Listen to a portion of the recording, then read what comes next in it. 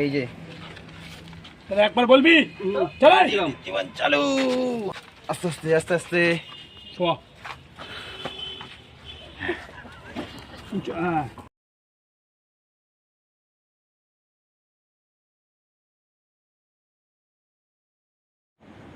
কারণ এই যে গ্রানাইটগুলো দেখছো এগুলো ব্ল্যাকের ওপরে আছে, তো ব্ল্যাককে ধুয়ে নিতে হয়, না স্ক্র্যাচেস চলে আসে।